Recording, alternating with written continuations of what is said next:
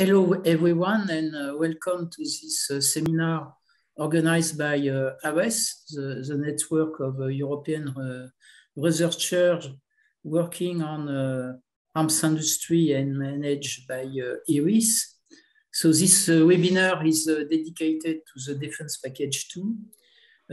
It takes place during a very troubled period for the security of Europe, when we could therefore consider that the subject is not topical, but I think that it should not be seen as such. Yesterday, it was decided to use the European Peace Facility to finance the acquisition of arms for Ukraine. And this European Peace Facility is a proposal that dates back a few years. It was at the beginning a German proposal that was originally called Train and Equip, and it has become a reality in the European Commission's multi-annual financial framework beginning last year. So, and today, so we can see how useful this tool is for our security in Europe. So today we have to deal with the current war in Europe, but we have constantly to prepare the future in order to have a stronger European defense to protect our citizens. And so it is also the rationale of the Defense Package 2 to prepare the future. So it will be important, perhaps in 5 years, perhaps 10 years, but it's really necessary. And so we have to talk about this initiative of the European Commission. The Defense Package 2, I will say to simplify, that it is the contribution of the European Commission to the strategic compass in its defense industrial policy part.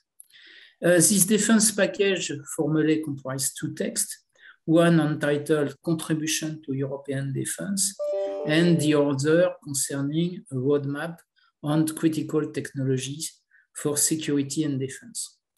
To talk about this topic, we will have a keynote presentation by Fabio Liberti, who is policy officer at the DG Défi European Commission.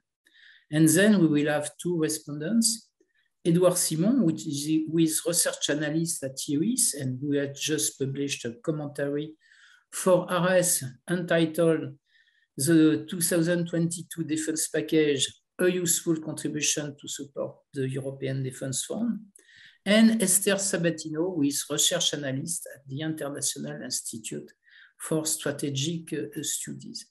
And so they will interview Fabio Liberti.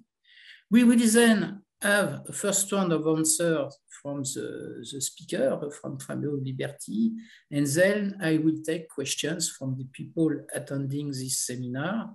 And as you are a lot of you, I will ask to you to ask your question using the writing mode of Zoom. I will therefore first give the floor to Fabio Liberti. Fabio, the floor is yours. Merci Jean-Pierre, merci beaucoup. Thanks a lot for this kind introduction. Thanks a lot for the invitation, for the opportunity to present indeed the defense package adopted just 2 weeks ago, 13 days ago. Which seems now already another geological era. Indeed, as you said, I mean, things are going extremely fast in international relations. I'm very happy to be with you today. Maybe not all the attendants know that in a past life I've been working with Jean-Pierre at IISS, so it's always a pleasure to have this the opportunity to meet old friends again, but also more generally wanted to praise the role of IISS. I think such a group is extremely important to shape European position between practitioners on armament issues. And you were mentioning, Jean-Pierre, the paper by Edouard, released early February on the package. I mean, these sort of contributions are always very welcome and food for thoughts for people in the institution, such as myself. Let me share my screen with a very few slides, so I can go a bit more on the topic.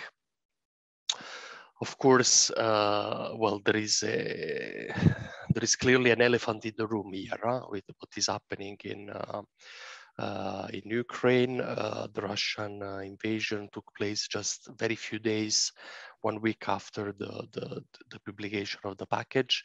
As I was saying, we see an acceleration of the international tensions, of the crises which are affecting all of us.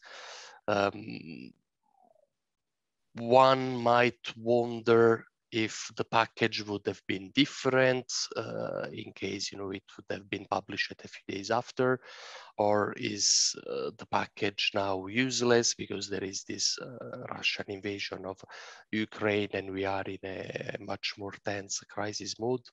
Well, clearly my reply is definitely not. It's a very important step from the European Commission, and I will try today to put this a little bit more into an historical perspective. And I think that what is happening in Ukraine is rather a confirmation of the urgency to act also at the Commission level in order to support the Europeanization of defense. But obviously what is happening will have an influence. It will have an influence on the implementation of the package. This will have an influence on the strategic compass. And as you were saying, Jean-Pierre, clearly the package has been drafted to be the European Commission contribution to the strategic compass. So just as an introduction, 2 things.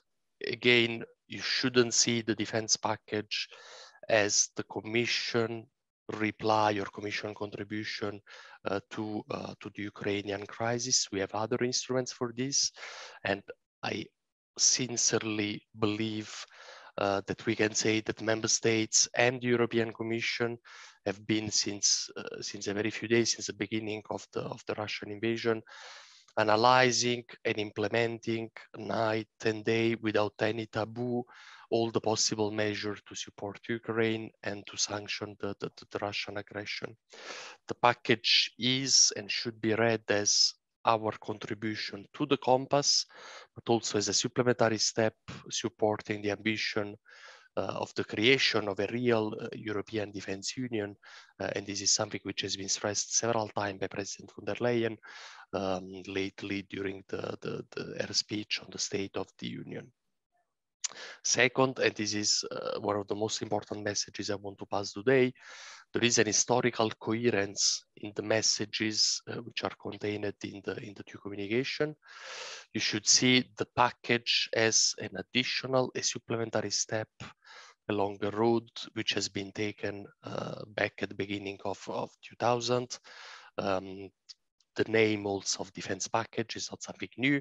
You all know, since you're all practitioners in the area, that a first defense package was presented by the Commission, leading to 2 directives in 2007, then implemented by 2009. So since then, the Commission has been advocating consistently the same message in defense. And this message is that member states absolutely need to cooperate more on defense. They need to cooperate more because this increases the value for money of defense spending, because this will lead us to have better military capabilities. And we see today how important it is to close our capability gap. It's important that those capabilities are used jointly, that we strengthen our European defense industry, and that in the end, we ensure the security of our citizens.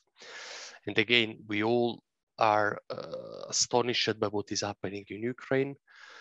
we could consider that this sort of reaction or that the package is not up to speed to what is happening.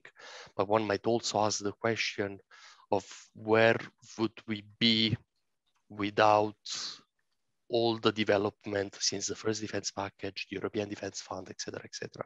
We already have a frame which is in place. We already have a clear analysis of the problem and of the situation, and the European Commission has already been putting instruments on the table to address this problem, which is well known. Think tanks such as IISS and EI have been denunciating the situation since actually a couple of decades. So we all agree on the analysis of the situation. Again, 2009, Commission launched the first defense package to deal with, let's say, the market aspect of armament cooperation. We have set up then the European Defense Fund to incentivize member states to cooperate jointly on research and development. You all know that this was an historical move. The first time European budget was used for defense research and development, a very strong incentive for member states to cooperate. And today EDF is already a reality. I was looking at the figures for the first 2021 calls. We already have had 1,100 entities submitting proposals. Almost half of them are small and medium enterprises. And here as well, the EDF didn't came out of nowhere. If you remember the story of the European Defense Fund, the first time the European Defense Fund has been mentioned, it was in the European Defense Action Plan in 2016. And it took a few years to operationalize the European Defense Fund. And today we are just, again, planting seeds which will lead in the future to better capabilities. And finally, last year, the Commission has also presented an action plan on synergies between defense, space, and related civil industries that set out what the Commission will do within its own instruments. And this is one of the differences with the defense package, which doesn't look only at Commission instruments, but also at what member states can do more to create civilian military synergies. So again, the package builds on all those previous actions of the last 2 decades, and we are trying to go one step further. And we are trying to go one step further because we have to acknowledge that opening up the defense market, incentivize cooperation in R&D, it's important. Those are progress, those are very good action. But clearly, we will not be able to achieve the results we need if member states do not buy and own defense capabilities together.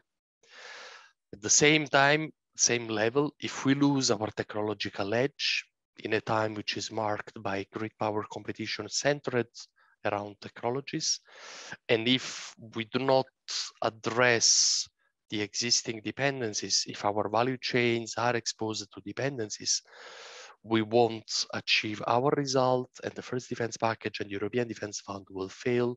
And you know that the European Commission has a responsibility to implement and to make European Defense Fund a success.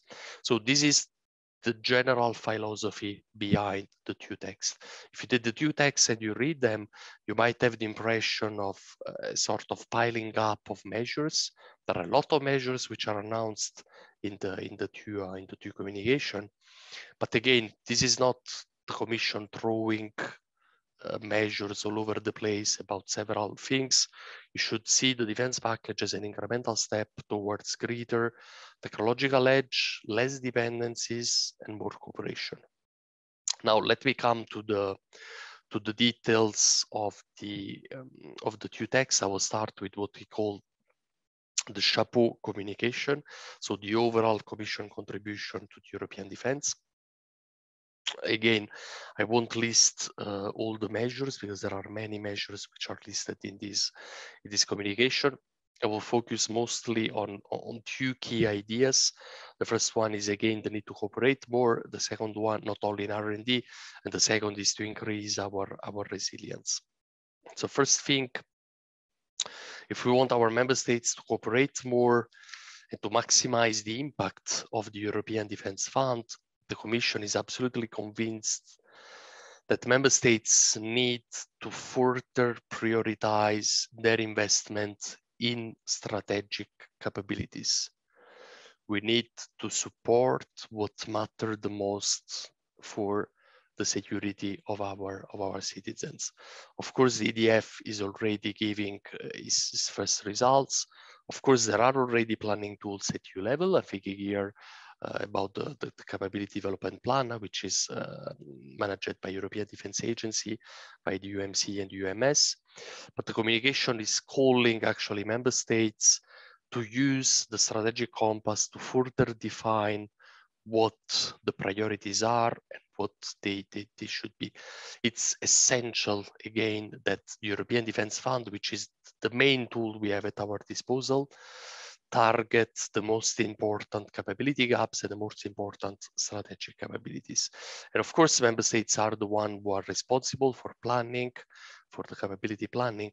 But again, we are responsible as European Commission to make European Defence Fund a success. And this is why we're making such a call for a better prioritization. Second thing, I was already mentioning this, EDF focus now on research and development. It's essential. This is not sufficient, clearly. We're fully aware of this. We believe that if member states do not plan, buy and own capabilities together, we won't be able to achieve our objective. And here it's quite sad to see that member states are still failing to meet the benchmarks they have set themselves in the frame of EDA back in 2007, actually. You know probably that one of the benchmarks which have been reaffirmed in the PESCO framework was to dedicate 35% of the equipment budget to EU cooperative projects. The latest figures which have been released by European Defence Agency show that member states are only at 11% rather than 35%. So clearly we are very far from achieving this objective. So we need to do more. And if we need to do more, we need probably new incentives, or at least this is what the Commission can offer at this stage. There are a number of incentives which are listed in the communication. There are a number of other incentives on which we are thinking about and which we will reflect further in the coming months and year. Probably the most important is the proposal for a VAT waiver to support joint procurement and ownership of defense capabilities which are developed in a collaborative way within an EU framework. And here the communication mentions the possibility to establish a new legal framework which is inspired by something which is already happening in the research area with what is called the ERIC, the European Research Infrastructure Consortium.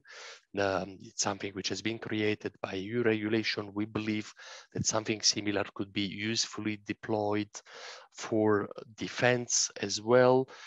If you want, we can enter into the legal detail a little bit later. But of course, I mean, those proposals have been carefully assessed, and different options have been carefully assessed with the G tax suit. There are other incentives which are listed to stimulate joint procurement. We mentioned the possibility in the upcoming midterm revision of the EDF regulation, the potential reinforcement of the EDF bonus system in order to target the joint procurement. But there is also the possibility to better use the defense procurement directive in order to facilitate the continuation of R&D cooperation projects. So this for the question of incentives to joint procurement and ownership. Now I want to say something also on the issue of export. We are acutely aware that the issue of export is a sensitive issue. It's a member state's competence, clearly. It's a national prerogative. At the same time, we believe that EDF will act as a catalyst. We will have more and more collaborative projects. We know that in the business model of defense company, export is an essential part of it.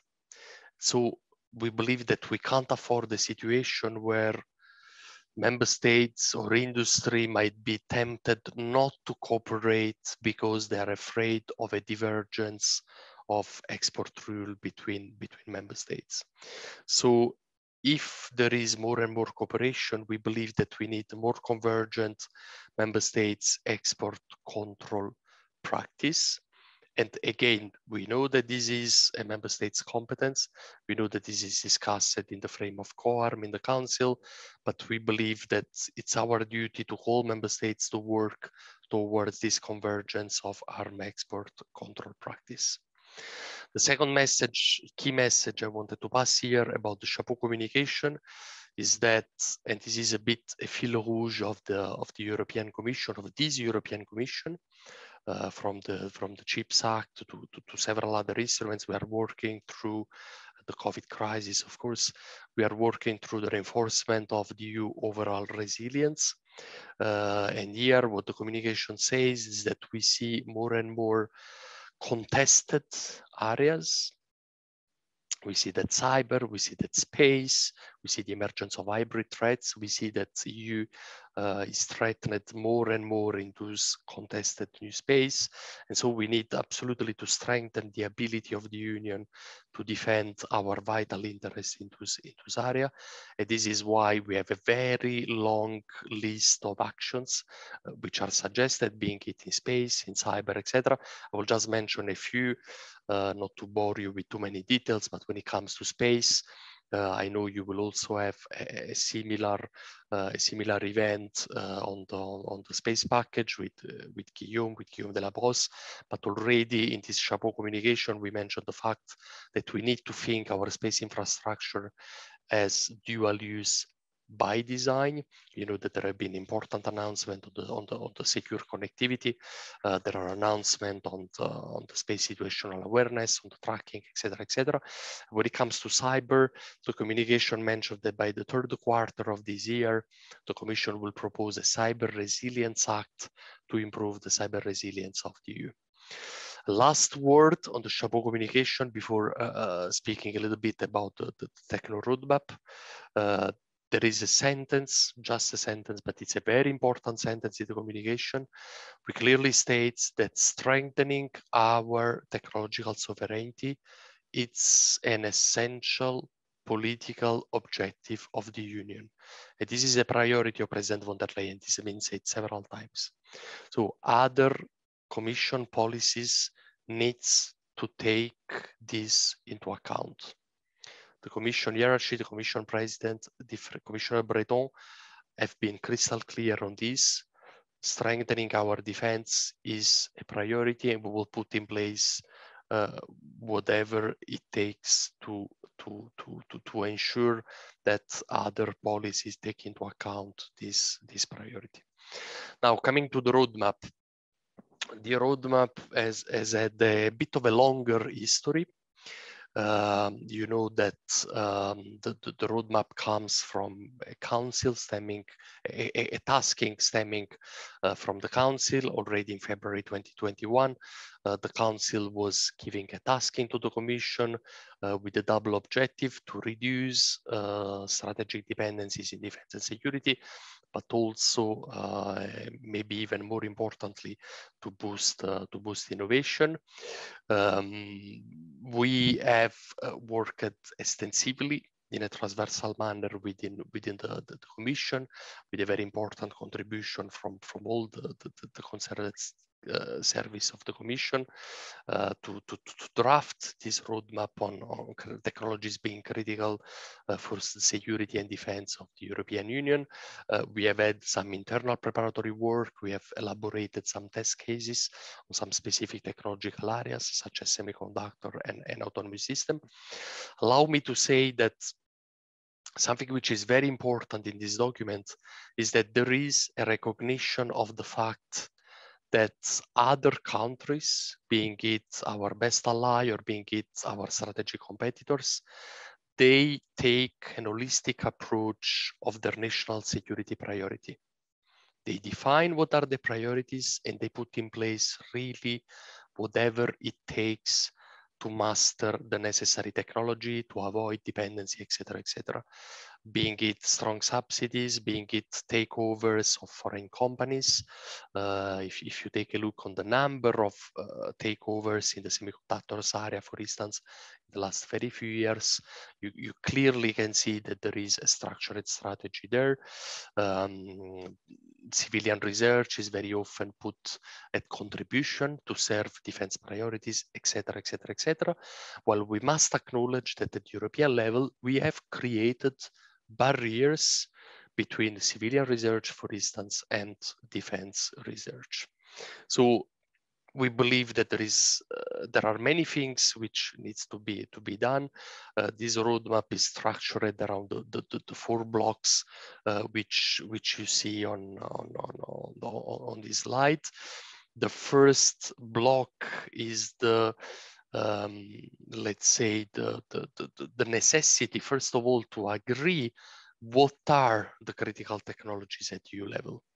Because it's very good to have the intention to boost innovation, to reduce strategic dependencies, but we need as the EU to agree what do we define as a critical technology, what is the perimeter, what we want to address at national level, what we want to address at EU level. And so this is why the roadmap repeats, in a sense, something which was already stressed by the action plan on synergies. The action plan on synergies was announcing the creation of the Observatory of Critical Technologies, which will produce its first classified report on critical technologies by the end of the year. I would say that the roadmap confirms the message of the action plan, but it also adds something important. As I told you, we have had 1 year to work on this issue of critical technologies. We have to acknowledge that when you touch the issue of dependency, you touch the very heart of the core of sovereignty of member states. And this is why we absolutely need to exchange with member states to set the appropriate security frame to facilitate this exchange. And this is why, if you have read carefully the communication, you will notice that we are suggesting the creation of a mechanism, most likely an expert group, where we will discuss with member states representative this issue of critical technologies and of critical dependency. So what we are suggesting here is that we need to agree at EU level what are the critical technologies for our defense and security. The second block is about the need to boost innovation. Here as well, you all know the global picture. You all know that member states are not respecting at all the benchmark they set themselves. What we are suggesting here is first to use the reports of the OCT, so the classified report on critical technologies, and then the technology roadmaps which will be produced by the OCT, to discuss between Commission and Member States what can be done in a coordinated manner to maximize the impact of our action at Commission level. And this means that we need to create a new wide coordinated approach to critical technologies. This also means that we need absolutely to overcome the separation between the EU civilian and defense R&D. You are all aware of this. There are legal provisions in the basic acts of EU program and instruments which set practical constraints, for instance, to open up to defense civilian program. I'm thinking here about European Investment Bank lending policy, for instance. And there is a need to develop an approach to encourage first the dual use notion across all the program. So I'm not telling you that from one day to another, we will open up everything. There are practical constraints, there are legal acts, there are interim revision of this legal act, there will be a new MFF. It's very important that Commission, with the whole of a Commission approach, acknowledge that there is an issue here. And that we probably need to understand where the issue is and what we can do to reduce barrier. Third, we are announcing the establishment of EU Defense Innovation Hub. Sorry for the lapsus. A Defense Innovation Scheme in close cooperation with the European Defense Agency and its Innovation Hub. And for this scheme, why such a scheme? Well, simply because with the European Defense Fund, with Horizon, I think that no one can argue the fact that European Commission has a very strong experience in research. We have a very large set of tools which we can mobilize. And so we are suggesting to put together all our strength, the strength of the Commission, of the European Defense Agency, and of other bodies such as the IISS, for instance, to create such a scheme and to have a place where we can develop an holistic approach to boost innovation. We are putting on the table new ideas and new instruments. We are suggesting the creation of a Cassini for defense. You might be familiar for the Cassini for space, which has been just launched. We are suggesting the creation of a defense equity facility under InvestEU. On this as well, there has been a lot of preparatory work ongoing to launch such a facility, an innovation incubator, etc., etc., etc. Third block, the reduction of existing dependency, and we also need to avoid the emergence of a new one. Here, I would dare to say that while we were preparing and announcing this new approach of the Commission, we have also had the time to already put in place for the first time this new approach. I'm thinking here about the European Chips Act, which has been presented by Commissioner Breton. You might have noticed that the European Chips Act explicitly say that defense is a critical sector. It's listed, so all the measures of the new European Chips Act will have to benefit to defense, and defense will be eligible to the different programs and funding of the European Chips Act. And the logic behind this block about reducing dependencies is simply that we need to better embed defense consideration into the wider EU policy. And this means that when we launch major EU industrial and technological initiatives, thinking here about alliances, and thinking here about EPCIs, about funding programs, about all our programs, about standard, we need, where appropriate, to think since inception about defense, and so to potentially have a defense work strands in order to take into account the specificity of the sector. The communication also referred to the need to strengthen the foreign direct investment screening for obvious reason. You know that some member states have not yet create a foreign direct investment screening mechanism. We believe that if we want to reduce dependency, we also need to beef up these mechanisms, which again is one of the newborn instrument of the Commission. So I think you also need to be lucid about its legal framework, about the way it has been set out.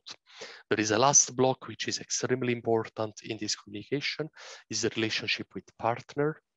Commissioner Breton and President von der Leyen have been, and Vice President Vestager have been very clear on this.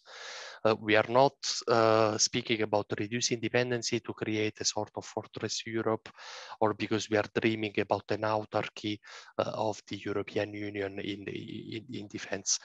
There are a lot of initiatives which are ongoing on disruptive technologies. I'm thinking here about initiatives launched by NATO. I'm thinking here about the EU-US Trade and Technology Council. I'm myself involved in the semiconductors track of the TTC. If you take the example of semiconductors, again, is a very good example. It's something I've been working on a lot during the last few months.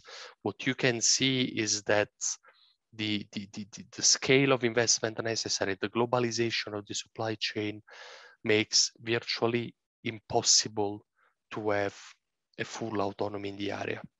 But it's also important as the European Commission first to have a clear picture of what are our strengths and to be able to avoid any naivety in this area. Because we saw that even with our closest ally during the vaccine crisis, sometimes you need to stress the importance of reciprocity, and you need to stress how important is European industrial base and our capacity to have world-leading instruments, being it on medicines, being it on semiconductors, or being it in defense. We need to have mutually beneficial interaction with our partners, but clearly we need also to cooperate with them. So in conclusion also, because I think I've spoke far too long compared to what was the time allocated. Again, you shouldn't see the package as only a quick reaction to the deterioration of the international crisis. You should put the package in perspective. It's very consistent with what the Commission has been saying now since 2 decades. This is an additional step on a long journey. It's a set of communications, it's not a regulation. So this is the beginning of something. You can make the parallel what happened with the EDAP in 2016, leading a few years later to the European Defence Fund. We are fully aware that this might not be enough. We will discuss the measure. We are already discussing the measure with member states, with industry, with all the stakeholders. We will be very happy to reconsider this or that measure. And in any case, now it's time for the implementation of the measure.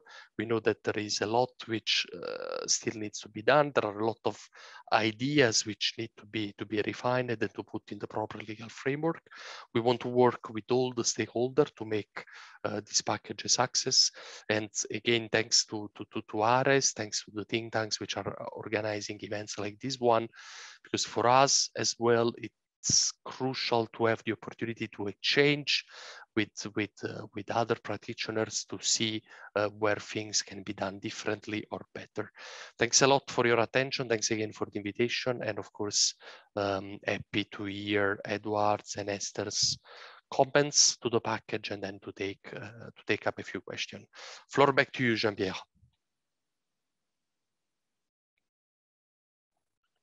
Thank you, Fabio. And yes, we will continue to work on this subject. Just one word to tell you that we had difficulty to see your slides because we have 2 black blocks on the right side and on the upper side. So is it possible after to send us your presentation, the slides, and to diffuse or not? Okay. Absolutely, Jean-Pierre, and sorry for that. I think it was linked with the presence on my screen, you know, the different cameras which are up. So yeah, after 2 years of pandemic, I'm still not up to speed with Zoom apparently, but I will share the slides afterwards, and sorry for that. Okay, thank you. Edouard for the first respondent, and after Esther. Yeah, thank you so much, Jean-Pierre, and thank you so much, Fabio, for this presentation, and also for your kind words for my comments on the RS package. Well, I will try to be very quick, so I will try to focus these 5 minutes on one topic. I think clearly this package is a step in the good direction, but it triggers a legitimate question. Is it going toward this direction fast enough? And it's not a question on the Commission, it's really much more a question of disconnection between, let's say, the institutional time and the geopolitical time. And in this perspective, we have 2 very different documents, let's say, with different intents, different ambitions, and so different time frames. I will be very quick on the roadmaps because, well, I have not a lot to say, and I think it's a, let's say, a very good and quite concrete document. And 2 things that I particularly appreciate in these documents are first the work on the formalization of the specificity of the security and defense sector, which participate to, let's say, the streamlining of the defense specificity in EU policy, which is really, really needed. The second thing is that, well, I think this communication offered kind of a framework for the synergies agenda, and notably it precise the condition under which synergies can be positive for defense, and I think it tries to contain the risk of financial dispersion of scarce defense fund towards very different objectives, and this is quite this has to be welcomed.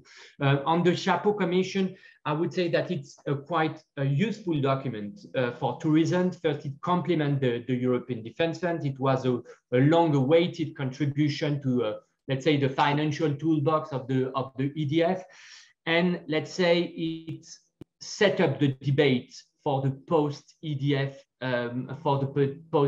phases, because we all know that the EDF is focusing, as you mentioned, Fabio, only our R&D, and we know that maybe the most difficult parts are still ahead of us, and it will be about joint procurement, joint maintenance, joint use of capabilities, and that's probably also area where some appreciable economies can be reached from an economic point of view.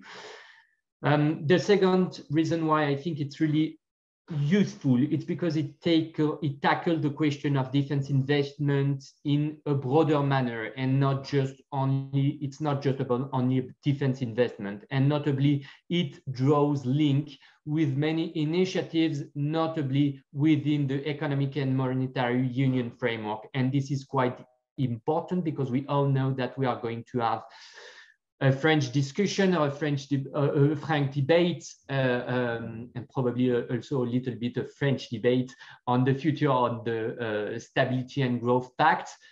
I think it's really important to be able to differentiate and to protect investment, especially when they are cooperative investment, either in the defense sectors, but not only in the defense sector. But we have to protect this cooperative investment from potential budget fiscal consolidation policies, well, which are something which is plausible in the coming months and years. So we have to take it into account. There are some positive elements in the communication, and that's appreciable.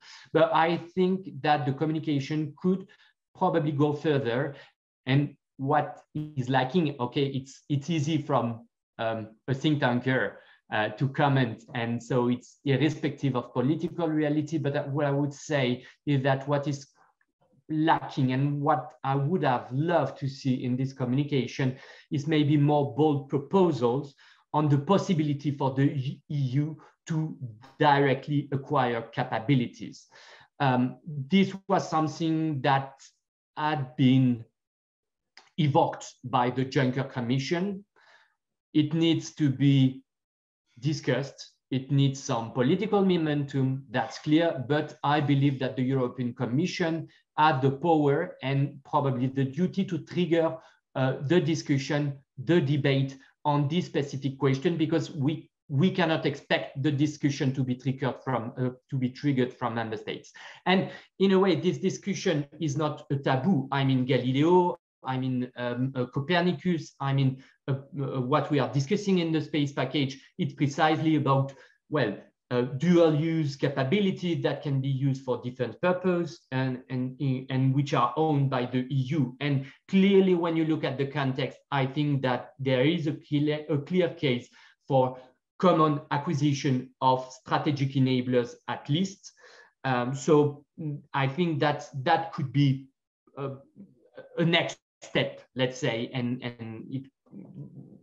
that could be a next step. And another thing that I think will be needed in the coming months and years, and I was not expecting it to be dealt with by the present communication, is, well, to offer a more global and more long-term perspectives, notably on the consequences of the European Defence Fund for the structure of the EDTIB. I mean, clearly, the basic idea of the EDF is to enable some kind of industrial consolidations, and we should have a clearer common joint perspective on where it leads us. And so I would say that not in the coming months, but in the coming years, we will need of a new EU defense industrial strategy to, let's say, trigger this conversation on where we are heading to with this integration on the EDTIB. Thank you, Edouard. So Esther, I'll let you to continue.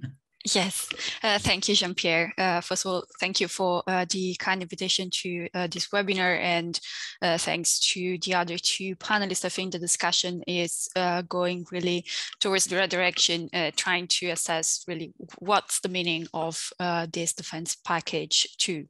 I have to say that when I read the communication, my first reaction was that this really was a good step forward toward the integration of the EU defense market, and of course also toward the strengthening of the EU capacity to effectively act in both security and defense. But and I also I'm of course well aware of the fact that this communication needs to be read in conjunction with the strategic compass. And so I'm really looking forward to read the package, the complete package, by the end of next month. Having said this, I think that in the communication there are, and in the roadmap, there are a few aspects that need probably a little bit more attention. In your presentation, Fabio referred to the VAT, the proposal of the VAT waiver to support the joint procurement and ownership of defense capabilities. But I think that in here, probably a little bit more specificity might be needed, in the sense that the communication makes clear that EDF, PESCO, and projects within the EDA might be projects that particularly will profit from this possible measure. But it also does not say anything else on other possible projects. And I make myself a little bit more clear on this, say that probably what could be needed would be a better delineation of the typology of the projects. So will this be projects that will fill the capability gaps, those that are identified by the card and the CDP, or will there be also opened with waiver to those projects that are developed inside the European framework, but are not necessarily addressing one of these EU priorities? And what is more, also on the let's continue on the EDF, the possibility to reinforce the bonuses and to have the financial support for the contracting authorities for joint procurement.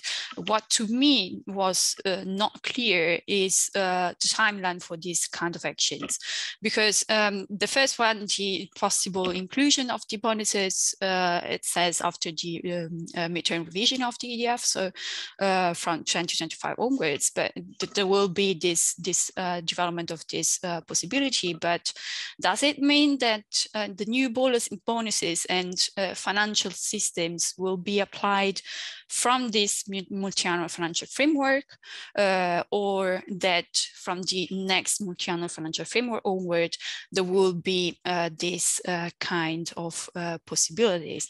And I wonder the same also for the financial support for joint procurement, since it's the document says that something that is going to be developed more from next year onward.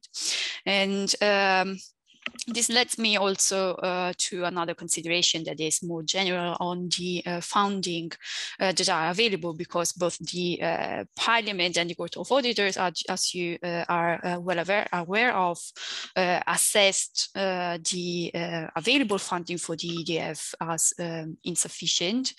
And so I wonder if there will be new bonuses and new financial allocations, which will be the priorities of the EDF, which will be the right balance between the sustainment of the research and development and the part related to the joint acquisition. So a kind of probably, if you could elaborate more on the necessary to identify probably the main priorities inside the EDF.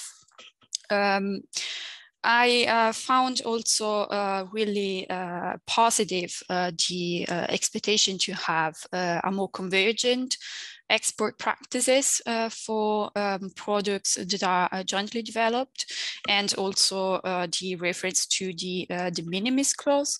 But on here, is this something that is going to apply to be applied to any kind of components, or will there be some specificities related to specific types of technologies composing the armament or the equipment that is jointly produced? And in that case, will there be any more specific guarantees over the ownership of the intellectual property rights of these parts? And on this, I know this is very controversial, but if projects will be joint projects and will be is set to be the goal, and the EDF contributes to these projects with some kind of financial support, then how is going the European Commission to look at the possible export of capabilities in which, in a way or in another, there were some financial support from the Commission itself. So to be more specific here, I think that something that could be, that might be looked at with more attention is eventually the creation or reinforcement of a general framework for export, taking into consideration that the new projects will have products that have also financial contributions from the EU. And on the roadmap on critical technologies, I also had the same impression that the recognition of the importance of the security market as a second component of the broader security and defense market is something that should be looked at positively. And we all know that both the defense market and the security market have commonalities, and somehow they share also the same problem. So I think that this part is something that is really positive. Is a positive new activity that the Commission is going to look at. And on the Observatory of critical technology, something that it's also here good to see that the Commission is going to look with a more in-depth analysis and in a more structured way to all those technologies and technological gaps and possible dependencies for the EU and for the European member states. But in here, I probably see a problem that's related to something that Fabio already briefly mentioned in your presentation. Of course, this should be in the interest of the EU security and defense, but one needs to be sure that member states have the right willingness and incentives to share the relevant data, and most importantly, the complete data in this regard. And lastly, I think that the EU Defence Innovation Scheme is positive for the improvement of SMEs and innovators' inclusion in the defence apparatus. But on this aspect, I think that a real true coordination and integration also of all the expertises at the EU level and among EU institutions that are involved with different activities should be cherished in order to gain the most from the variety of all these initiatives. And then my really last remark, and then stop here. I think that there are two general aspects that should be looked at with more attention. And one is to clearly identify and increase the financial budget for security and defense, and then again make sure that all synergies possible are exploited, because of course the enforcement of the EU security and defense is something that cannot be done just by one actor, but needs to take into consideration the plurality of actors that compose the defense and security environment. Okay, thank you, Esther. This webinar is very interesting, but the time is going. So perhaps, Fabio, I propose that I take also the question before giving you the time for the answers. Alors, perhaps on the question, I have two specific ones. The first one is about a joint procurement, and the question is, could you specify the practical financial and fiscal orders mentioned in the communications? Question from Fabrizio Braghini. And there is another one from Fabrizio on the roadmap of critical technology, refers to the review of the Commission financial regulation. And the question is, could you elaborate more? It's too precise question. I have also two questions specifically on the question of the taxonomy. It's a more longer question, but to simplify, perhaps don't you think with the current situation, with a war at our borders, don't you think that it will not change radically the landscape, because the problem in the future won't be perhaps to fight against the climate change, but to be sure to be alive to fight against the climate change. Okay, I'll let you the floor. Fabio. Merci, Jean-Pierre. Wow, thanks a lot for both the very interesting questions and both the comments from Edouard and Esther. Very much up to the point, a lot of questions as well. So, well, I will do my best to try to reply to all the questions which I've listed, and I have a few pages. If I miss something, I count on Jean-Pierre pour me rappeler à l'ordre. I will start from the last, so on taxonomy. Taxonomy and ecolabel, because those are two different things. We are acutely aware of, first, how important this issue is, and second, how many worries this issue is creating in defense stakeholders, in particular within the defense industrial sector. Two things to say on this. The first one is that defense must absolutely also contribute to the fight against climate change. This is an absolute priority of the European Commission. And I don't believe that anyone can consider that this is not is of a problem.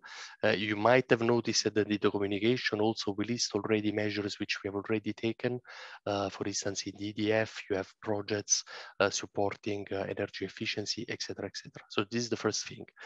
The second thing is that I do not want to downsize the problem, but for instance, when it comes to the ecolabel, the worry which I see in defense stakeholders is generated and finding its roots in a technical report which has been drafted by the GRC, and which is a report which is a sort of preparatory contribution to further action of the European Commission.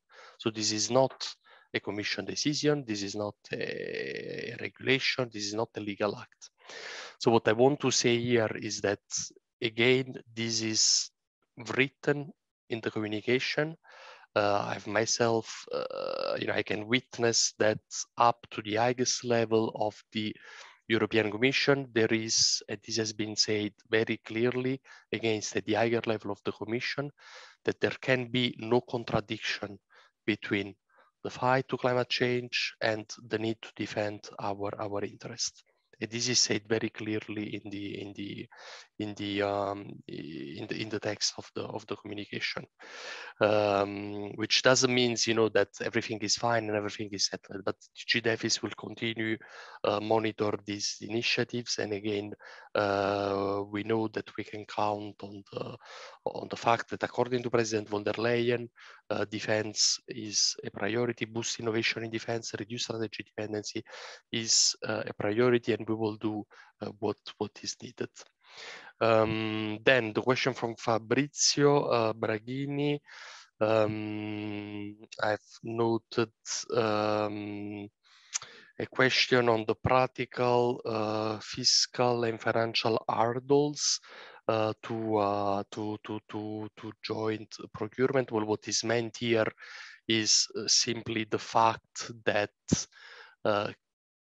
clearly, think for instance at the question of budgetary synchronization of budgetary means. I mean, we saw that very often in programs, even in the EDA framework, you have very often two countries who have an interest in cooperating on specific technologies, but then they don't need the capacity exactly at the same time, or they do not have exactly the same budgetary allocation at the same moment, etc., etc. Cooperation is complex. It adds a layer of complexity.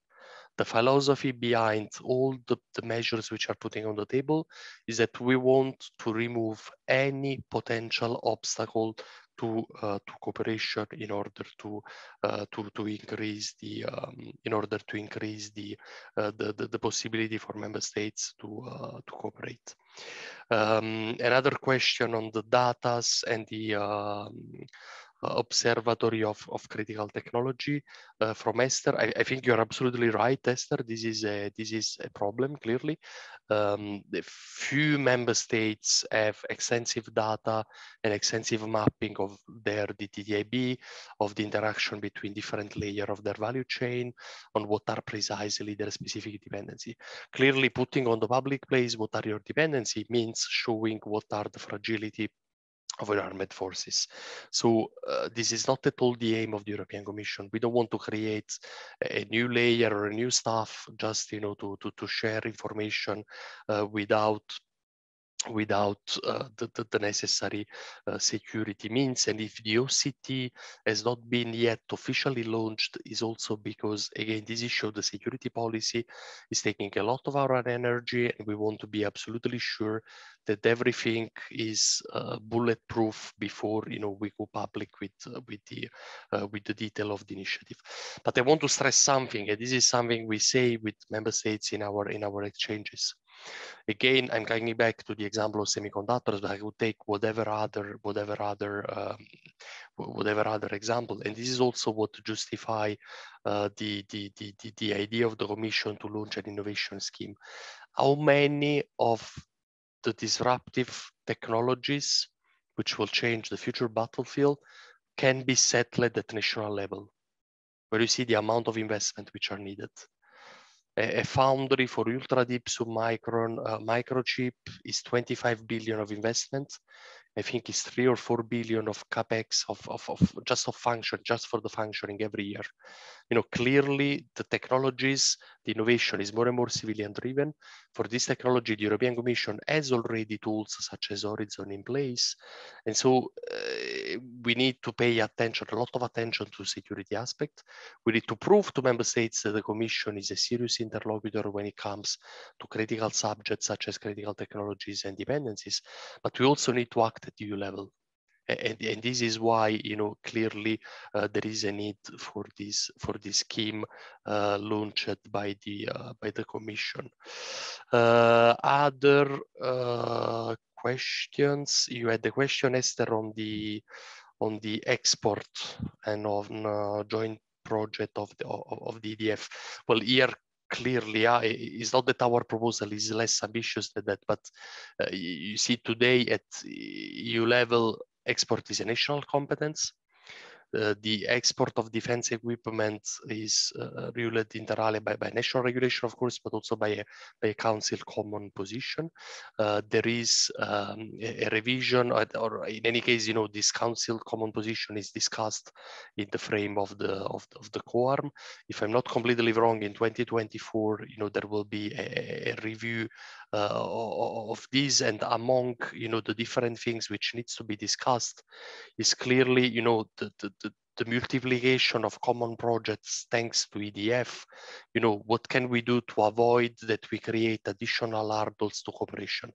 Because again, if we create additional hurdles, you know, we will just fail our objective. But this doesn't mean that the Commission want to have a say on where you should export something, or if you should or not export something. The European Commission is financially incentivizing cooperation in R&D, but we are not looking for having an active role in the decision of authorizing or refusing an export authorization. Other questions. You were asking about money. You were saying, well, if the financial envelope is always the same, how we can incentivize not only research and development, but also the procurement. Well, you are absolutely right. I have no definitive reply on this. When you look at the proposal which are on the table are within the current MFF. So for the time being, we can only look at what we can do in the current perimeter. One issue which we are carefully looking at is the pre-commercial procurement. So this is not about using EDF to purchase systems, which would require an order of magnitude of financial contribution, which would go very well beyond the current means. And you know, we can't afford of taking the Commission and the EDF budget to support joint procurement and then, you know, just remove this money from research and development. We would not be able to solve the problem. But again, when you do common joint procurement and joint ownership, there is an additional layer of difficulty. We need to be honest about this. I mean, if you do it in the frame of OCCAR, if you do it in the bilateral frame, if you do it in the frame of EDA, still you need to create a multinational team, you need to exchange, you need to compromise, and there are additional costs. And maybe thanks to provision on pre-commercial procurement of the EDF, we could imagine that EDF could be used in order to give grants, in order at least to reduce those financial costs. When it comes to the VAT waiver, well, there you were asking for additional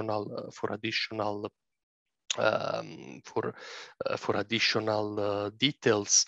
Well, here we have a legal framework which is the VAT directive. Now, what we have looked at with TAXUD, the different possible avenues. One possible avenue is, of course, that you just have a revision of the VAT directive, but this would take a lot of time. So this is not, let's say, the idea which we are looking at the most. What we noticed is that there is a regulation on the creation of European Research Infrastructure Consortium, which creates a sort of quasi-international organization status for those consortium. And you have today 26 or 27 of those consortium in place. So the idea we are looking at today is to have a sort of parallel structure for defense cooperation, what we're calling internally EDCC, for European Defense Capability Consortium.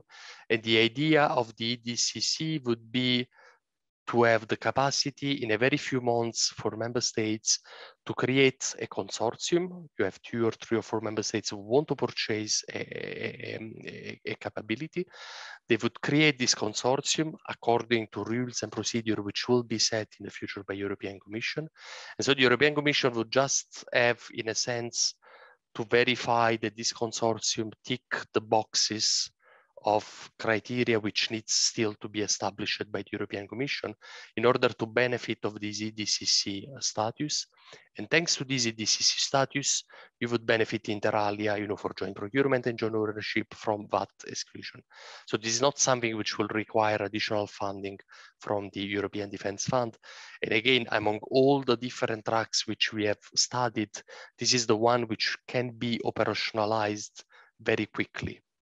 Because you have international organization, if you take, for example, the MRTT, but this requires an international treaty, ratification from parliaments, it takes several years. We believe that something like Candieri Consortium could be set up in a very few months. And we are very much aware that we need to run into the implementation of the proposal which are on the table. When it comes to that waiver, I also want to specify something.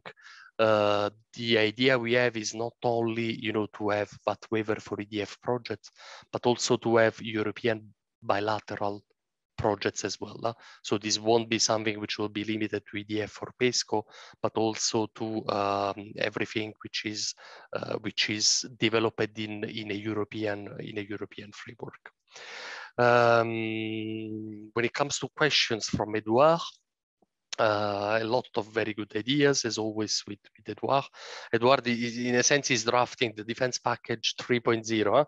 He is going towards new ideas about the Stability and Growth Pact, about the need for the European Union to acquire capabilities.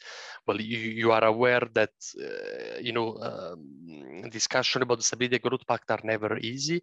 There is a revision of the Stability and Growth Pact which is ongoing.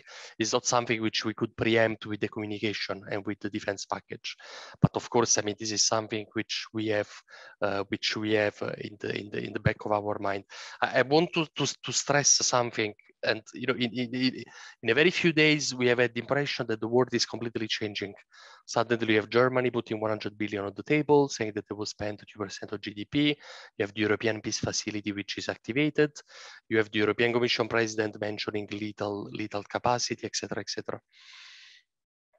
Well, this will require additional consideration within the Commission. We're still analyzing all this, but clearly, if you follow the logic which I've been defending today, our logic is that we need to say to member states that you need to cooperate more.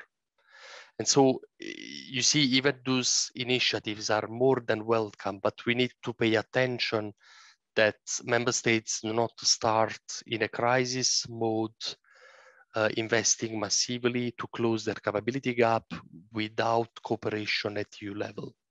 Other way, rather than have a progress, we need to have a repetition of old mistakes. So, and again, I mean, the situation is going so quickly that, I can't offer you an official position of the European Commission on this. But clearly, I think, that we won't get bored in the next days, hours, and weeks. There is a lot which needs to be done, but again, our fil rouge is that we need to incentivize cooperation. I'm sure I forgot something, but I see that the time is running.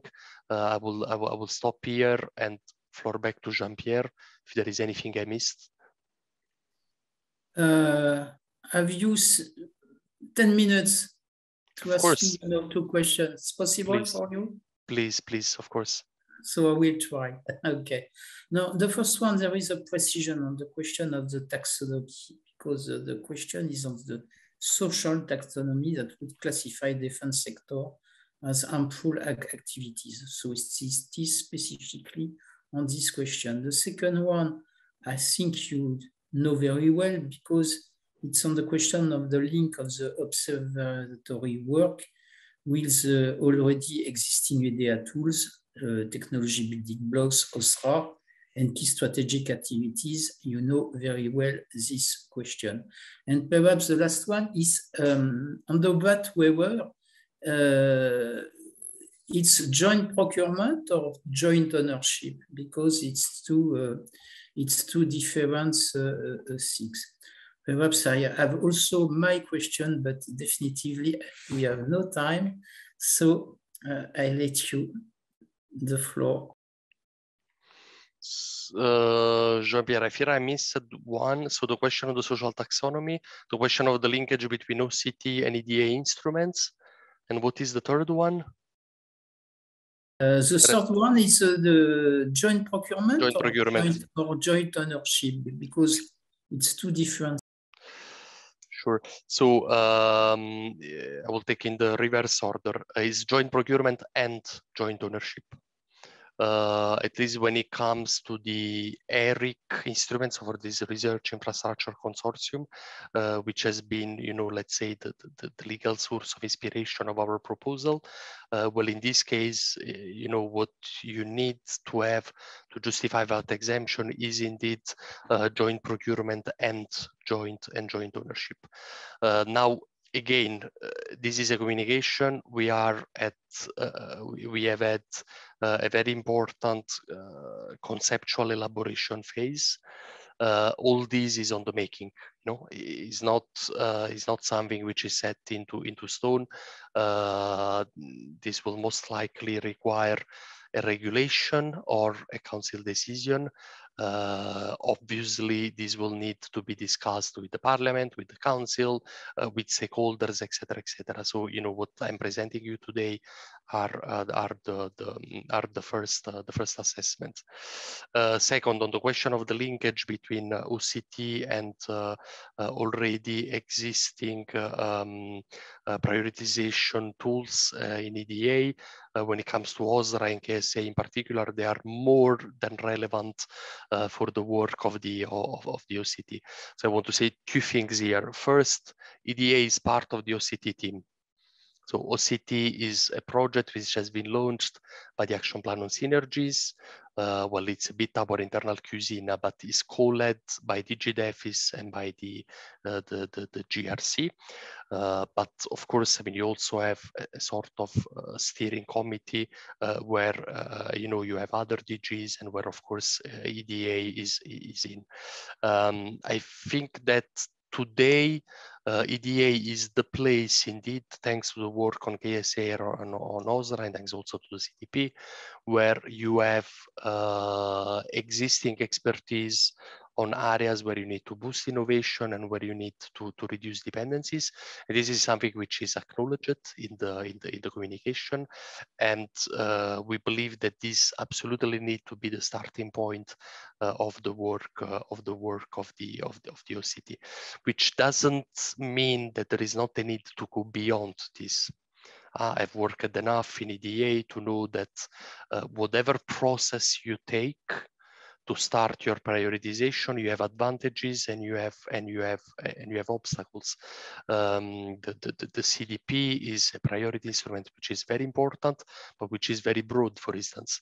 And of course, the strategic compass needs to look into that to see if there is a need to kickstart a new prioritization process. When it comes to OSRA, what you can see in OSRA is that OSRA focuses on technologies where member states have agreed that they want to cooperate. So clearly, you look at a set of technologies, but not at the totality of technologies. When you look at KSA, well, KSA is based on OSRA and CDP. So, you have an assessment of existing dependencies in areas which are related with those technological and capability priorities. You have other things. You have the joint task force between EDA, Commission, and ESA on critical technologies for space non-dependencies. You have other works which is done, for instance, by DG GRO what we call the ATI, the Advanced Technologies for Industry, which is an incredibly qualitative work on some emerging technology. I would say that the ambition of the observatory is a little bit to take the best out of all those initiatives and to be the place, you know, where, thanks again to the fact that the Commission has so many instruments to support research, you know, to be the place where indeed we can exchange with member states to see, for instance, how Horizon can support better synergies between civil space and defense. And on social taxonomy, extremely good question, extremely complex question as well. Again, you know, I want to repeat something that we are at the stage of proposal, not of decision. Okay, and that when you look at when you look at the taxonomy, so far, you know, the taxonomy which is in place is the environmental taxonomy. This environmental taxonomy, by the way, the defense sector is not at all mentioned. It's not in, not out. Okay, so there is indeed the will from the European Commission also to develop a social taxonomy. But again, you know, all those issues are under elaboration. And again, you know, we are aware of the problem. I can't tell you more at this stage, you know, to reassure you.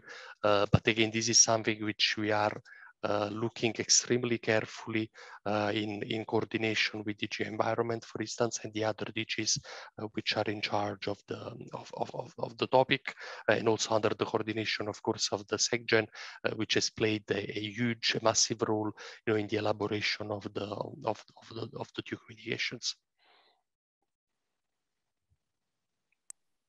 Okay, thank you, Fabio. I think it was really useful and really interesting to have this webinar on the defense package 2.